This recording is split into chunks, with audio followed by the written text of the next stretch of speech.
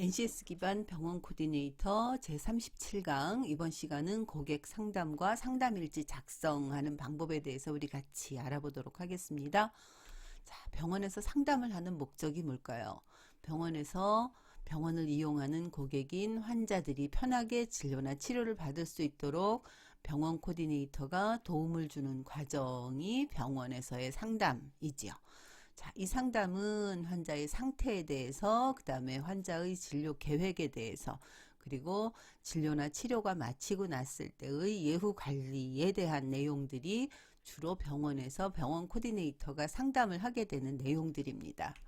자, 이제 상담을 하기에 앞서서 라포라고 하는 표현을 여러분이 들어보신 적이 있었을 거예요.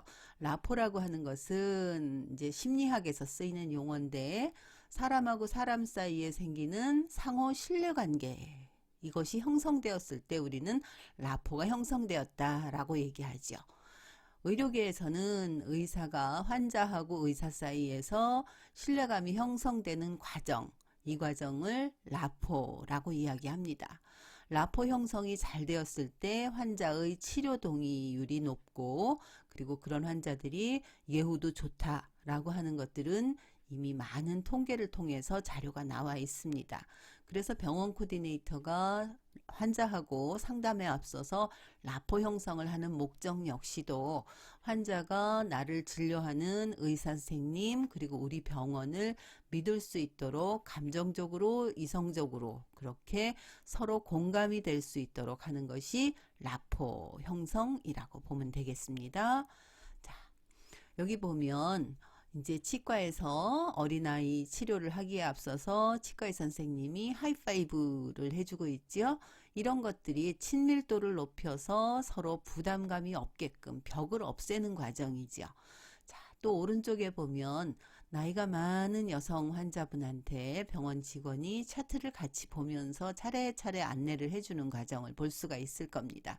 이런 것들이 전부 환자로 하여금 의료진을 믿을 수 있게끔 하고 병원을 믿을 수 있게끔 해서 상호 간에 공유가 될 수 있도록 하는 거예요. 감정이라든지 이성이라든지가 공유가 돼서 신뢰를 이룰 수 있는 과정을 만드는 것, 이것이 상담의 아주 기본인 라포 형성입니다. 여러분이 환자하고 상담을 하실 때도 맨 먼저 하게 되는 과정이 이 라포 형성의 과정이지요. 자, 이제는 의료 패러다임도 많이 변해가고 있지요. 이것은 앞에서도 우리가 여러분하고 같이 이야기했던 적이 있습니다. 과거에는 질병 중심이고 의사 중심이었는데 이제는 환자 중심으로 의료가 변해가고 있어요. 그래서 환자의 진료나 치료를 할 때도 환자의 의견이나 선택권 이런 것들이 존중되어 가고 있지요. 질병 중심은 전문가로서의 의사가 환자의 진료에 대해서 모든 결정을 하는 것을 말하고요.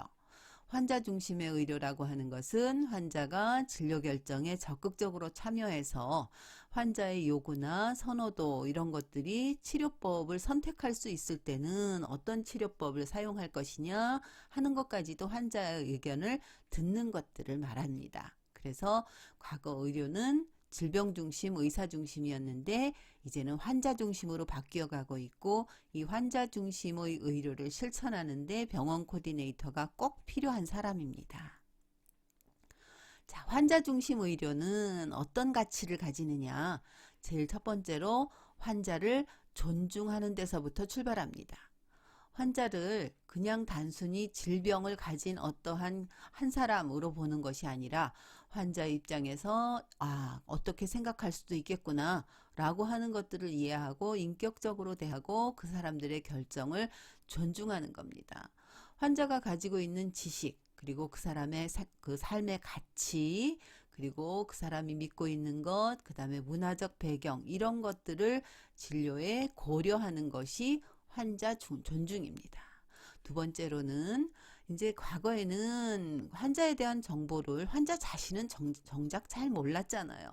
그런데 이제는 그런 것이 아니라 환자하고 정보를 같이 공유하면서 어떻게 치료해 나가고 어떻게 예후를 관리할 것인가 하는 데 대해서 환자가 참여할 수 있도록 해주는 것이 정보를 공유하면서 환자가 참여할 수 있도록 해주는 것이 되겠죠. 자, 이렇게 하는 환자 중심 의료는 환자와 의료진의 만족도가 상호 증가되는 성과를 가지고 옵니다. 자, 우리가 병원 코디네이터가 상담할 때 환자에게 제공해야 되는 필수적인 내용이 자, 이제 소개해 드리겠습니다. 제일 첫 번째로는 의사 선생님은 이렇게 치료하기를 권하고 계십니다. 왜냐하면 이 치료를 왜 받아야 하시느냐 하면요 라고 소개를 하고, 다른 치료법이 있을 때는 선택할 수 있는 다른 치료법도 같이 안내를 해줍니다. 그리고 의사 선생님이 권하는 이 치료를 받았을 때 어떤 점이 좋은지를 설명하고, 이 치료를 받지 않았을 때는 어떤 위험에 처할 수 있는지도 반드시 알려주어야 합니다. 이거 중요한 내용입니다. 그리고 이제 환자가 의사에 대해서 신뢰를 가졌을 때 치료 성과가 높다고 앞에서 이야기했죠. 그렇기 때문에 이 치료나 이 진료에 대해서 우리 선생님은 어떤 경험을 가지고 있습니다 라고 해서 환자로 하여금 신뢰할 수 있게끔 해주는 역할이 역시 또 병원 코디네이터의 역할이 되겠습니다. 그리고 수술이나 마취가 필요한 경우에는 이것에 대한 정보도 반드시 제공해야 되고요. 때에 따라서는 뭐 마취를 하고 나서 보호자가 필요해. 그래서 반드시 보호자를 동반해서 병원에 오시기 바랍니다. 이런 내용까지도 전달을 해야 될 때가 있지요. 그리고 이 치료나 진료를 받았을 때 회복은 어떻게 되고 절차, 그 다음에 회복되는 기간, 그리고 이 진료에 대한 비용, 이것들은 꼭 안내가 되어야 되겠습니다. 자, 병원에서 상담이 왜 중요하냐? 병원 상담을 통해서 의료진과의 신뢰관계를 구축하고 그 신뢰관계를 가진 환자가 반드시 치료 성과가 높기 때문이죠. 자, 그래서 병원 코디네이터가 상담을 할 때 꼭 챙겨야 되는 내용들이 있습니다. 상담 전에 반드시 고객에 대한 정보를 꼭 한 번 더 확인하시기 바랍니다. 그래서 환자가 가지고 있는 이러저러한 그 사람의 특성, 문화적인 배경, 뭐 이런 내용들이 들어있어야 되겠죠. 물론 그 사람의 가족력 같은 것도 반드시 챙겨보셔야 됩니다. 이것을 통해서 이 고객은 어떤 니즈를 가지고 있겠구나 라고 하는 것들을 경험을 통해서 예측할 수 있겠죠. 자, 이렇게 준비를 한 다음에 그리고 병원의 상담 공간이 쾌적하고 편안한지 확인하고, 이제 상담이 시작되었을 때는 눈맞춤과 이 눈맞춤도 역시 라포 형성의 한 과정입니다. 그리고 환자가 이야기하는 것을 적극적으로 잘 들어주는 적극적인 경청, 그리고 맞장구, 이런 것들이 필요하지요. 그래서 상담을 진행하면서 그냥 대화처럼 하는 것이 아니라 반드시 목적이 있어야만 상담이잖아요. 그래서 이번 시간에 혹은 지금 우리가 상담을 하는 목적이 뭡니다 라고 하는 것을 반드시 환자에게 정확하게 전달해 주는 것이 필요합니다. 그래서 이제 상담이 마무리 지어졌으면 어떤 결정이 됐을 거 아니에요. 이 결정 내용을 반드시 요약해서 고객에게 다시 확인하고 전달시키는 과정이 필요합니다. 그리고 이것들을 상담일지에 작성을 하고, 그리고 병원 내의 다른 부서에 전달하고, 그리고 보고하는 이 절차를 여러분이 꼭 지키셔야 되겠습니다. 자, 이제는 진료 전에 환자 상담하는 방법 얘기할게요. 자, 진료를 하기 전에는 이제 상담을 어떤 순서로 하느냐. 맨 먼저 코디네이터로서 자기소개를 하는데, 이 자기소개에서는 반드시 내가 이 상담을 할 자격이 있는 사람입니다 라고 하는 것을 알릴 필요가 있어요. 이것이 환자로 하여금 신뢰할 수 있게 합니다. 그래서 우리 스몰 토크, 가벼운 대화부터 시작해서 본 상담으로 진행을 하는데, 이때 우리가 꼭 잊지 말아야 될 거, 환자는 진료 상담을 하면서 편안한 심정으로 하는 것이 아니라 불안한 마음으로 해요. 잘못되면 어떡하지? 혹은 이게 뭐 내가 잘하고 있는 걸까? 큰 병이면 어떡하지? 하는 여러 가지의 불안한 심정들을 가지고 있어요. 그래서 이 불안한 심정들을 가지고 있다는 것을 병원 코디네이터가 꼭 이해하고 환자에게 잘 적극적으로 잘 들어주고 잘 대응해 주어야 되겠죠. 그리고 의료진에 대해서 충분한 정보를 제공해 주어야 돼요. 이 얘기는 앞에서도 여러 번 했습니다. 이것은 환자로 하여금 신뢰를 하게끔 하고 이 신뢰를 통해서 불안한 감정을 해소할 수 있지요. 자, 그런 다음에 환자가 진료나 치료에 대해서 동의를 했으면 진료나 치료의 과정, 그리고 앞으로 어떻게 진행될지, 회복은 어떻게 될지에 대해서 안내를 하고요. 그리고 진료나 치료에 대해서 상세한 설명을 한 번 더 부연해서 하는 것으로 환자 상담을 마무리 지으면 되시겠습니다. 자, 이제 진료를 마치고 나서 환자 상담은 어떻게 할까요? 진료를 마치고 나서는 진료나 치료 과정 중에 혹시 불편한 점이 없었는지는 반드시 여러분이 중요한 사항입니다. 사항 꼭 확인하시기 바라고, 그리고 이때 또 환자가 미처 말로 다 표현하지 않는 내용들이 있을 수 있습니다. 그래서 바디랭귀지라고 하지요. 비언어적인 메시지를 반드시 꼭 관찰해서 이런 것들도 여러분의 상담 일지 혹은 차트에 기록을 해 놓아야 되겠죠. 그리고 예후에 대한 내용을 한 번 더 알려주는데, 이때 빠르게 회복되시기 위해서는 환자분이 어떻게 하셔야 됩니다 라고 하는 내용들을 상세하게 설명을 해 줘야 되고요. 마지막으로는 환자가 충분히 이해했는지, 그리고 더 궁금한 것이 없는지, 자, 이렇게 해서 이렇게 해서 하시면 회복하시는데 많이 도움이 됩니다. 꼭 지키시고요 라고 하면서 대체로 유인물을 제공을 하지요. 자, 그리고 유인물만 주고 마무리 짓는 것이 아니라, 자, 혹시 더 궁금하신 사항이 없으신가요? 말씀해 주시면 제가 상세하게 혹은 친절하게 안내해 드리겠습니다 라고 해서 환자가 병원에서 궁금증을 가지고 그냥 병원 밖을 나서지 않도록 반드시 질의응답 과정을 꼭 가지시기 바랍니다. 굉장히 중요한 과정입니다. 병원에서 상담을 할 때 생기는 문제들이 있어요.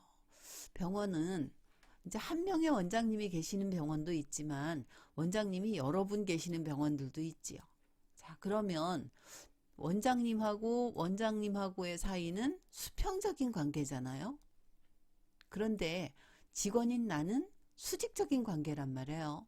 자, 명령이 통일돼야 된다라고 하는 건 무슨 얘기냐면, 직원은 한 사람의 상급자로부터 명령을 수행받아서 그것을 수행하는 것이 가장 좋은 원칙이에요. 조직이. 그런데 요즘 병원들은 보면 진료원장이 몇 분씩 계시는 데들도 많죠. 그리고 또 이분들이 서로 수평적인 관계를 가지고 있기 때문에 상반된 지시를 병원 코디네이터가 받는 경우들이 꽤나 많이 있습니다. 굉장히 어려운 문제죠. 자, 그래서 이런 문제를 해결해야만 좋은 상담이 될 수 있습니다. 어떤 원장님은 그러니까 내가 알아서 할 테니까 그냥 간단하게 인적 사항만 받으면 돼요 라고 하는 원장님이 계신가 하면, 진료실에 와서는 시간이 많이 걸리니까 환자 상담을 꼼꼼히 해주세요 라고 하는 원장님도 계신단 말이에요. 자, 그래서 이것은 해결이 되어야 되는 과제입니다. 우리 병원들이. 그래서 첫 번째로는 권한의 범위가 분명해야 돼요. 그리고 가능한 한 상담하고 나서 보고하는 이 계층이 간단해야 돼요. 왜냐하면 중간 관리자가 많거나 전달하는 과정이 많으면 이 사이에서 전달이 왜곡될 수가 있기 때문이지요. 자, 보겠습니다. 자, 원장 A와 원장 B가 계시는데 이 두 분은 수평 관계죠. 자, 그런데 이 두 분들이 상반된 지시를 할 때 개별의 코디네이터가 한 명이 아니라 여러 명인 병원들도 있어요. 이런 경우에는 대체로 중간관리자로 상담실장을 두어서 이 상담실장이 개별의 코디네이터에게 지시를 할 수 있게끔 해서, 코디네이터는 반드시 나하고 직속되는 상담실장하고만 네트워크를 형성해서 지시를 주고받는 이런 형태가 되어야만 왜곡되는 일이 없고, 그리고 중간 단계에서 직원들이 조금 흔히 말하는 대로 이렇게 할 수도 없고 저렇게 할 수도 없는 상황을 가지지 않는다는 것이지요. 그리고 병원 내에서 이렇게 원장님 A, B, C, D들이 상반된 지시를 하는 경우에는 이 상담실장이 반드시 이것들을 사전에 조율하고 조정할 필요가 있겠습니다. 병원 상담에 있어서 이 부분들이 실제로 코디네이터들이 갖는 조금 어려운 문제이기도 합니다.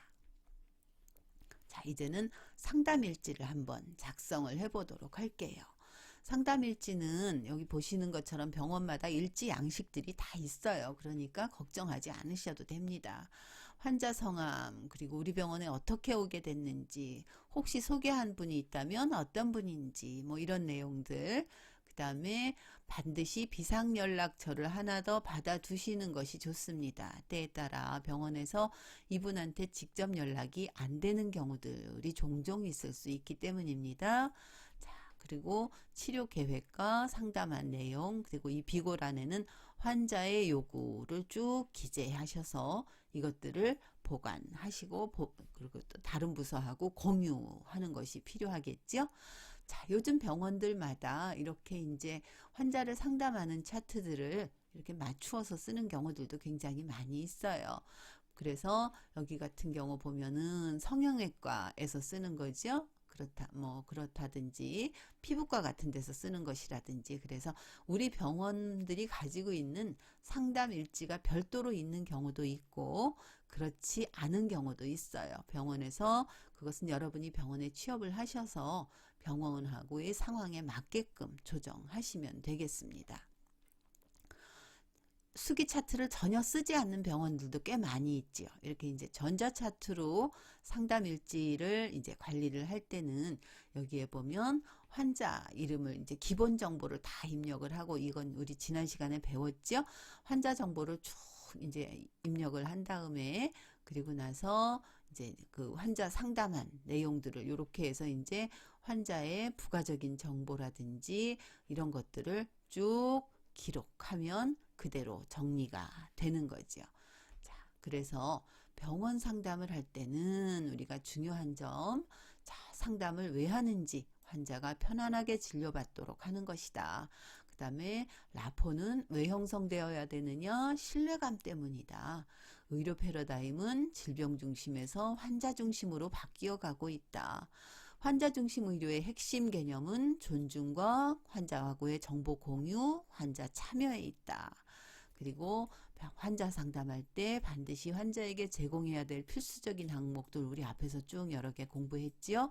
그리고 진료 전후에 상담할 때 반드시 중요한 거, 반드시 환자가 궁금한 것이 없는지 확인하는 과정 꼭 필요하다고 말씀드렸습니다. 자, 우리가 갖는 문제로 병원 상담에서 해결해야 될 과제는 감독과 권한의 범위와 계층 단축에 있다. 이것들은 여러분이 병원에 상담을 하실 때 꼭 고려하시고 참고하셔야 되겠습니다. 병원 상담과 상담 일지에 대해서 이번 시간은 알아보았고요. 다음 시간에는 예약 관리에 대해서 우리 같이 알아보는 시간을 갖도록 하겠습니다. 고맙습니다.